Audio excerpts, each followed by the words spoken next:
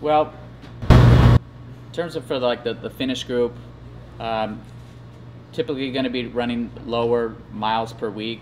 So the speed work's a little bit lower percentage because naturally the long runs that you have to do are going to be a higher percentage.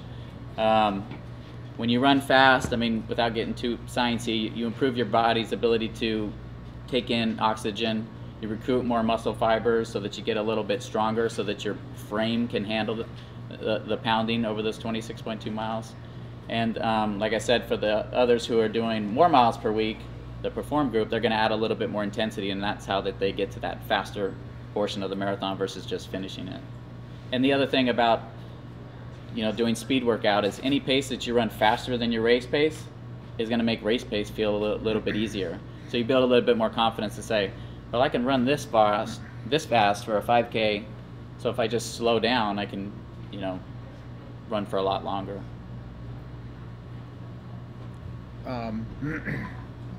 Yeah, I can echo that. It helps build endurance for the long runs, and you're working different muscles, so you're not burning everything out. If you just go out and you run everything exactly the same, you'll eventually just burn everything out. So, in my personal experience, I've done it both ways. I've tried running, for instance, like a half marathon without doing any speed work, and then I've done it where I've done the speed work and done the cardio, and because it helps your heart, helps your lungs get prepared to run a little bit faster. And I have to tell you that the half marathon I ran without doing speed work was miserable.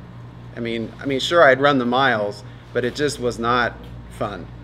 And so doing it with the speed work just, got those components just so that when I ran the race itself, because most people, when they get into a race, they are going to run faster just because of the nature of it. And so it just made it easier and more pleasant to run that race with the adrenaline and everything that comes with it.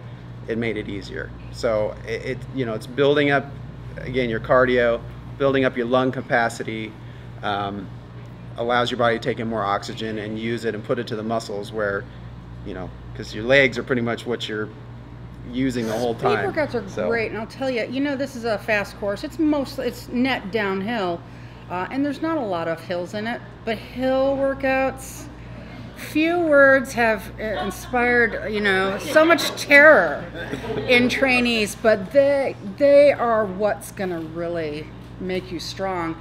And even though you're not going to be running a lot of hills throughout the course of the race, it's going to make you stronger in areas where you're getting tired. You're going to be running faster because you have worked out those muscles and built them up. If you're kind of new to speed work and you don't really know exactly what to do or how much to do, hills are a pretty safe way to go.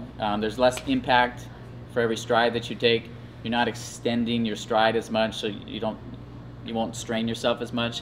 And it's a really great workout to get that max heart rate up without pounding the ground too hard. And you can still focus on your form. And it can be for very short amounts. Mm-hmm. I mean, there's a lot of evidence to show that just 3 bouts of 20 seconds hard with some short recovery is very beneficial, even just small amounts.